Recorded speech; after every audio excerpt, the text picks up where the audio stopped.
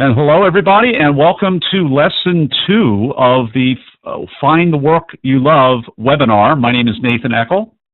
And I'm Tim Nelson. And we are your co-leaders. Tim is out of the greater Chicago area. I'm out of the greater Philadelphia area. Together, we join forces to give you this free webinar resource for you.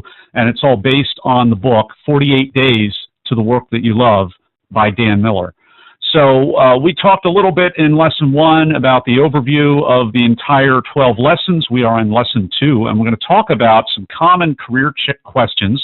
Last week we talked about the challenge of change and the need to decide to invest in yourself by embracing change as a gift. Today we're going to talk about a lot of common questions that people have when they're thinking about switching jobs or upgrading or changing careers. So Tim, you can take it away and teach us a little bit more about what we need to know. Okay, thank you, Nathan. We want to review, we've got a process that we go through when we're thinking about change, and today we're going to be talking about the questions that come up with that process, and also the idea of locus of control, and also some resources that we have available. First thing we notice is that we have questions that we ask that help us move forward. The questions that are partly dream questions that we've asked ourselves in the past. How can I get a better job? How can I make my life better? How can I earn more money? How can I be more satisfied in my work? These are the questions that come up in our head that we don't really have answers for right off the bat. So, but these questions are really important because they're the ones that will guide us and keep us thinking and moving ahead. We have other questions that are on the dark side here, our resistance questions, and they usually start with the words but or yeah but. And when we have the but questions, we're saying, yes, I'd like to do this someday, but I have these responsibilities. I don't have enough time. I'm involved with my family. All these other things get in the way that kind of keep us from really dreaming and setting our minds to the things that we really want to do. And it's really important to recognize that the resistance questions are there, but we can still move ahead despite them. And for whatever reason that they're there, we can still move beyond them and say, yeah, but they're still there, and I'm moving ahead. Yeah. So keep that, everybody needs to keep that in mind. We can still move ahead.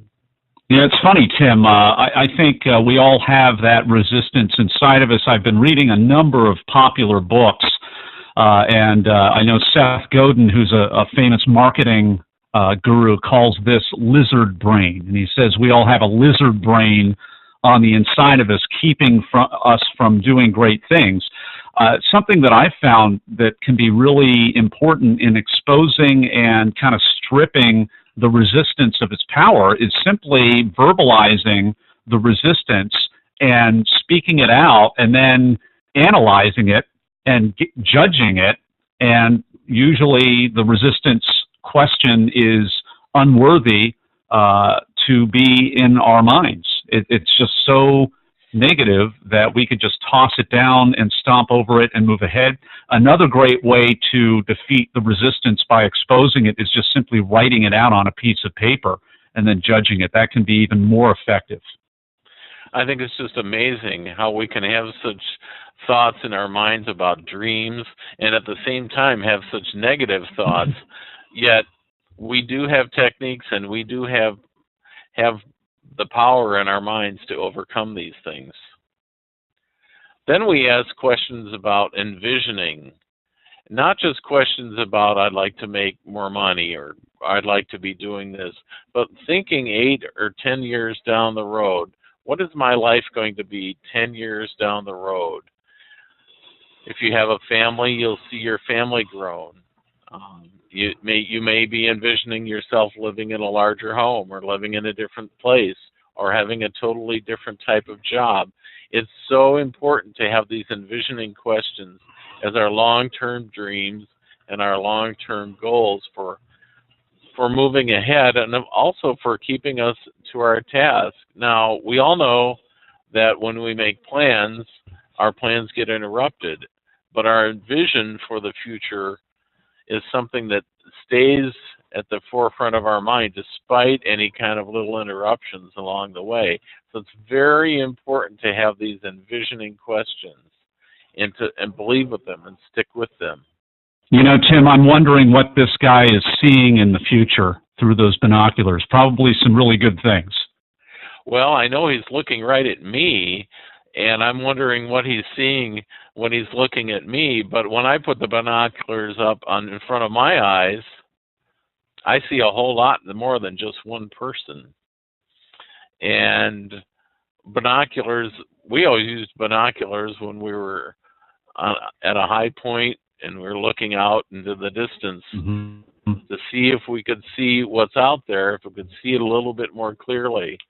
And I think that's what our hope is with these envisioning questions and setting goals and making decisions to change, to be able to see our ways to answering and meeting these visions and these questions that we have. Okay, so Tim, what is this all about? A school bus and something called locus of control. Explain this to us. Well, locus of control is a concept that we use to describe when we're thinking about something and whether we feel like we're in control of something or when we feel like we're out of control. And usually when we're out of control, we're usually blaming somebody or something else is wrong with the system and there's nothing wrong with us. And that's what we call external locus of control. The things around us are controlling the way we feel and respond to them and feel and respond in other aspects of our lives. Now, Tim, I'm going to ask you to go back and repeat those that paragraph just because the internet slowed up and we lost a couple of bits. Rephrase that for us once again, if you wouldn't mind. Okay, the whole idea of external locus of control is about us feeling that the world is controlling us. And we call ourselves victims of systems because we don't have control over what's going on. And this is external. It's outside of us. We don't feel like we've taken charge of a situation. Internal locus of control says, I've made some decisions, I've made some goals to move ahead, and I'm in control of the things going on in my life, and the way I feel about things, the way I respond to things is under my control, not the control of the things going on around me.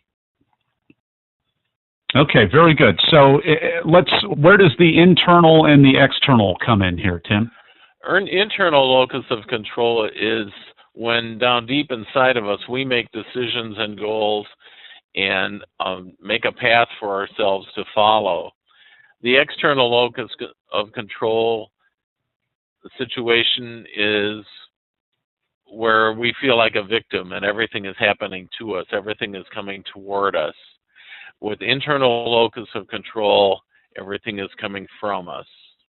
So internal locus of control means you're sitting, if you will, in the driver's seat, and maybe the external locus of control is you're in the back seat and you're not in the back seat of a limo where you're telling the person what to do and being obeyed, but you're being driven around someplace that most people don't want to go, in this case, school. That's exactly right. The school bus is what a great metaphor for this. Great. Well, hey, thank you for teaching us about the power of asking questions, Tim.